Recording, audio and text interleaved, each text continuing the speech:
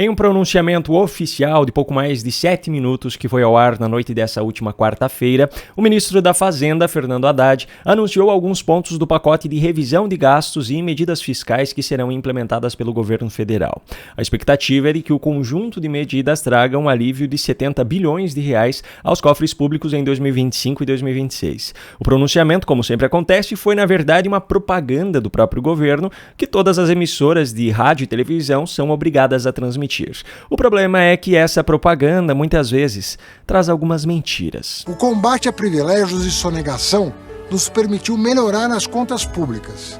Se no passado recente a falta de justiça tributária manteve privilégios para os mais ricos, sem avanços na redistribuição de renda, agora arrecadamos de forma mais justa e eficiente. Fernando Haddad afirmou que houve melhora nas contas públicas. O que verdadeiramente aconteceu, no entanto, foi que, de acordo com dados do Tesouro Nacional, as contas do governo registraram déficit de 100 bilhões de reais de janeiro a agosto de 2024. O setor público consolidado, que é formado pela União, pelos estados e municípios, registrou um rombo fiscal de 1,128 trilhão de reais no acumulado de 12 meses até julho. O déficit nominal foi o maior de toda a série histórica iniciada em 2001. Esses resultados negativos foram alcançados mesmo com o recorde de arrecadação obtido nos 8 primeiros meses desse ano. Além disso, o anúncio de Haddad foi feito no mesmo dia em que a cotação do dólar superou o recorde da pandemia. Ao longo do dia, o valor chegou a 5,93 e fechou em 5,91.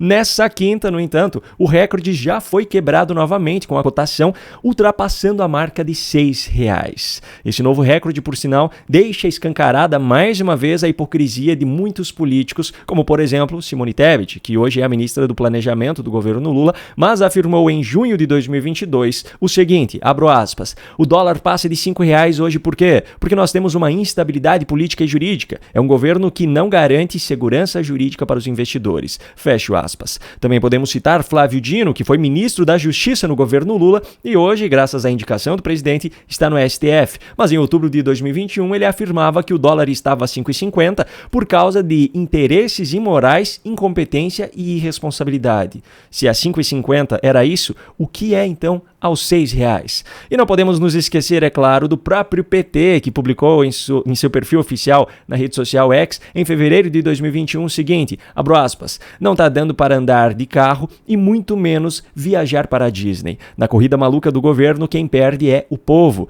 Quem chegará primeiro no valor de R$6? A gasolina ou o dólar? Fecho aspas. Pois é, a gasolina já chegou a R$6 no governo Lula e agora também o dólar.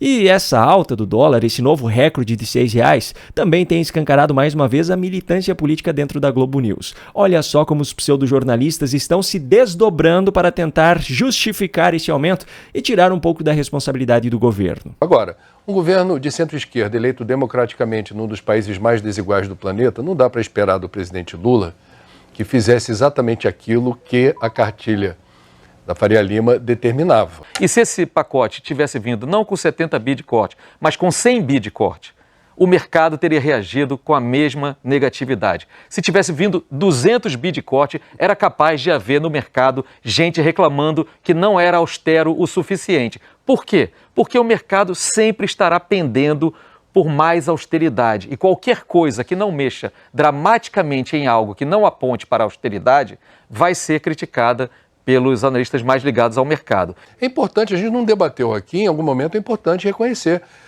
Esse pacote mexeu em vesperos, que até hoje ninguém chegou perto. E além de tudo isso, precisamos considerar ainda que, sob o governo Lula, as estatais chegaram a um rombo recorde de 7,4 bilhões de reais no acumulado entre janeiro e setembro de 2024. Esse é o pior resultado para o período de toda a série histórica do Banco Central, que se iniciou em 2002. Portanto, não há perspectiva pela qual seja possível dizer que esse governo apresentou melhora nas contas públicas. A fala de Haddad é mentirosa. E também é mentira que agora o governo arrecada de forma mais justa e eficiente. A arrecadação líquida do governo bateu recorde. E mesmo assim, o rombo nas contas públicas também segue batendo recorde. é mais uma mentira. Por falar em mentiras, precisamos falar também sobre os julgamentos que estão acontecendo desde a última quarta-feira no Supremo Tribunal Federal. 3 ações relacionadas ao marco civil da internet estão sendo julgadas pelos ministros e, com isso, a liberdade de expressão do cidadão brasileiro está sendo colocada em risco. Dentre elas está a análise da constitucionalidade do artigo 19, que exige, até o momento, enquanto ainda é válido, que haja ordem judicial prévia para excluir conteúdos e responsabilizar as empresas donas de redes sociais por publicações feitas pelos seus usuários. Na prática, o que está acontecendo agora é que o Supremo Tribunal Federal está regulando por conta própria as redes sociais, já que as propostas defendidas pelos ministros e pelo governo Lula não avançaram no Congresso Nacional. Essa regulação por parte do Supremo Tribunal Federal é uma forma de legitimar, por mais que não haja possibilidade de tornar realmente legítimas, pois aconteceram enquanto a lei não permitia, as inúmeras ações do ministro Alexandre de Moraes relacionadas a bloqueio de perfis, remoção de publicações, censura prévia e demais medidas tomadas no contexto do inquérito das fake news. Se o resultado desses julgamentos for aquele que já é esperado, as ações que Moraes vinha tomando até então passarão a ser legítimas daqui em diante. Em outras palavras, as plataformas digitais serão pressionadas para remover publicações sem que crimes tenham sido cometidos e sem que usuários tenham a chance de se defender. O plano dos defensores da censura inicialmente era viabilizar essa regulamentação por meio do PL 2630, popularmente chamado de PL das fake news, mas que na verdade era um PL da censura. O plano não deu certo, pois na iminência da derrota na Câmara, governistas conseguiram tirá-lo de pauta. Restou então a alternativa de fazer uso do Supremo Tribunal Federal. Através de uma competência legítima prevista em Constituição, que é a de analisar a constitucionalidade de leis aprovadas pelo Congresso, os ministros do Supremo estão, na prática, mais uma vez legislando. Essa será mais uma invasão de competência do Congresso e a razão é muito simples. Analisar a constitucionalidade de um artigo de uma lei significa determinar se ela fere de alguma forma a Constituição Federal. Só isso.